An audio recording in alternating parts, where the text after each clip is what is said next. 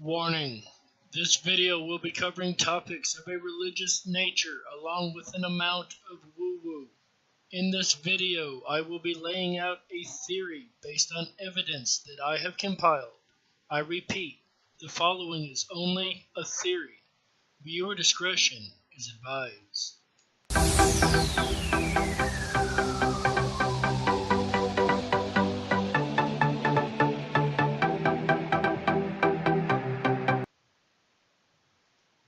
Hello fellow YouTubers, truth seekers, and Mandela affected. I'm Darkwolf, and this is Darkwolf's Den. I'd like to thank everybody for coming out tonight and seeing what we have to offer. Today I'd like to try to connect some dots and see if we can't get a bigger picture of what could be going on in this world. So, when I was younger, I used to attend church quite a bit. And one thing that has always fascinated me is the supernatural effects that appear in the Bible. From physical objects being manipulated by unknown forces like, the walls of Jericho, for instance, to ancient, deadly, even fatal artifacts like the Ark of the Covenant. Another interesting belief that you hear preached about from time to time, and especially in the Mormon belief system, along with many other Christian side beliefs, is something called the veil. This is an invisible curtain between the dimensions of the dead and the living. As legends have it, when we are born, we pass through the veil and lose our memories of the other side. It's what keeps the two sides separated. So far, I can wrap my head around that. So let's make the assumption that the veil is very real, going forward with this video. One thought that had crossed my mind a few years ago when I very first found the Mandela effect, and probably my very first theory, because I started theorizing straight from day one, was what ripped the veil? And understand I had more than just the Mandela effect to go on, so I'm going to present in this video the evidence which I found back then and has been compiling even more ever since. So I know what some of you may be thinking. How can that have anything to do with the veil between worlds? Well, just bear with me, and maybe we can take a step back and get a better view by the end of this video. So, I'm not going to go into the Mandela effect and what it is. If you're here, you've probably already heard the explanation a couple thousand times, a few thousand different ways. So I'm sure you're quite versed in what it is, along with experiencing it yourself by now, I'm sure. If not, give it time. So let's keep that in the back of our minds as we move on to our next topic. Reincarnation. This is the website of a man I ran across on Coast to Coast AM a few years ago. His name is Jim B. Tucker. He is a medical doctor that works for the University of Virginia in the Division of Perceptual Studies. He says for the last 50 years, doctors at the University of Virginia's Perceptual Studies has investigated cases of young children who report memories of past lives. Dr. Ian Stevenson was the founder of this work and published numerous scholarly articles and books about cases from all over the world. After working with Dr. Stevenson for years, Dr. Tucker took over the project. And I've actually pulled up the link to this particular project. It's found in 1967, called DOPS, or Division of Perceptual Studies. It is the oldest and most productive university-based research group in the world. The oldest and most productive in the world. Devoted exclusively to the investigation of the phenomenon that challenge current physicalist brain-mind orthodoxy, including investigation of phenomena directly suggestive of post-mortem survival of consciousness, or surviving death, if you will, just not in a physical form. Pretty cool, huh? So, going back to Dr. Tucker, he is the man that single-handedly changed my opinion on reincarnation. He has also written 2 books. The first one is called Life Before Life, as you see here, and it covers over 2,500 cases at the University of Virginia studies that have been very carefully documented and proven from across the entire world.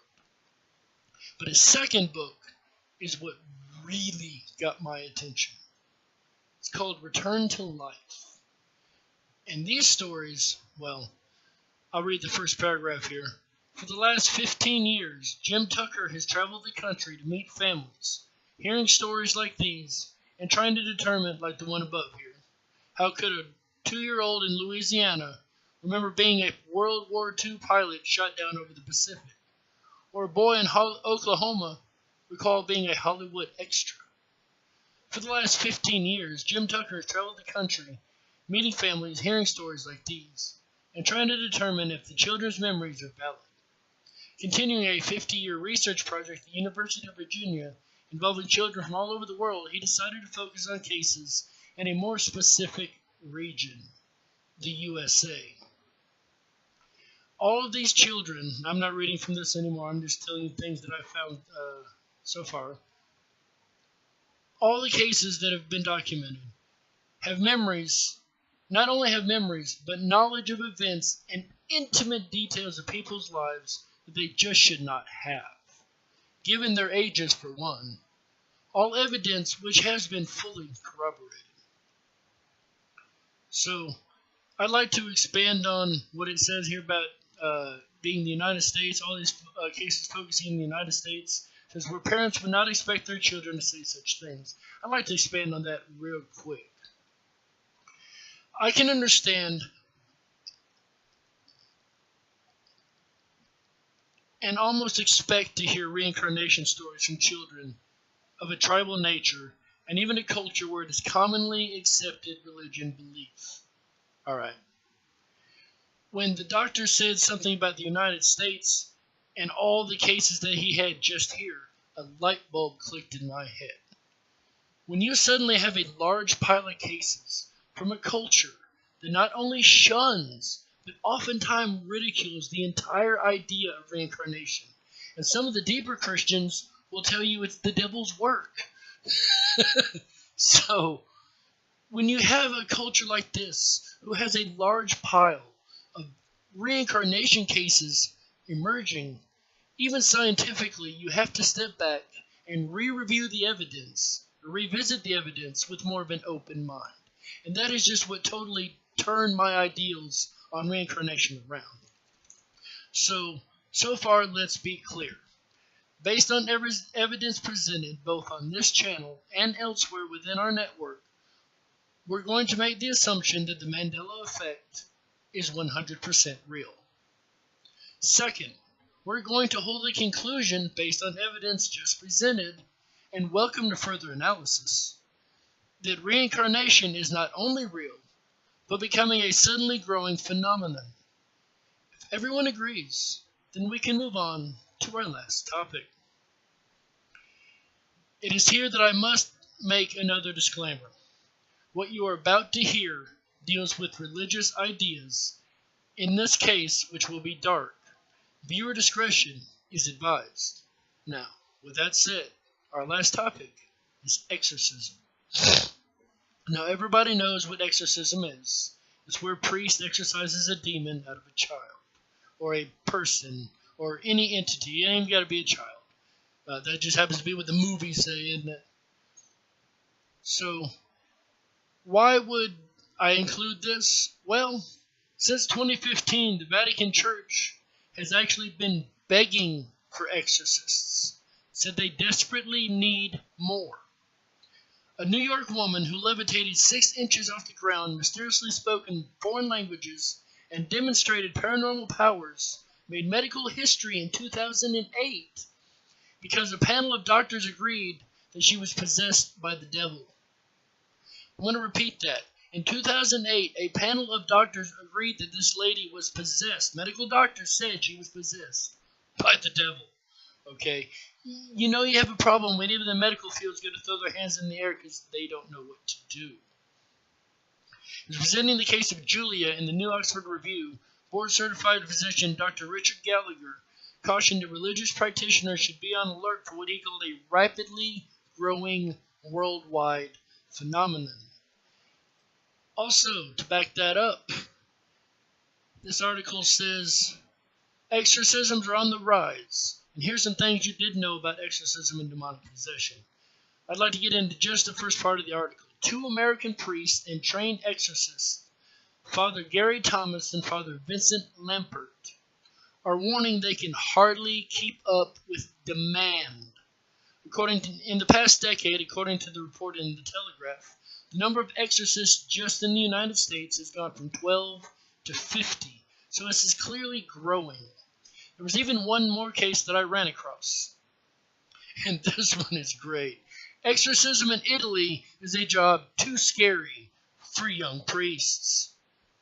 This is a very disturbing thought, if you ask me. Demons and evil spirits are returning to the earth in literal droves. I cannot get that across enough. So, in conclusion, I ask, has the veil spoken of in the Bible that separates the world of the living and the world of the dead been ripped? Could that be why we are seeing an increase in exorcisms worldwide? Could this also be why we have more past life souls coming back around? Could maybe one soul have squeezed through and made a pinhole that is slowly growing? That, of course, is pure speculation. However, could this also explain the odd effects in the world around us, like the Mandela effect, among other things, as spiritual energy of both types leaks through to this side? Could the veil be ripped? I'll let you decide. Until next time, thanks for watching.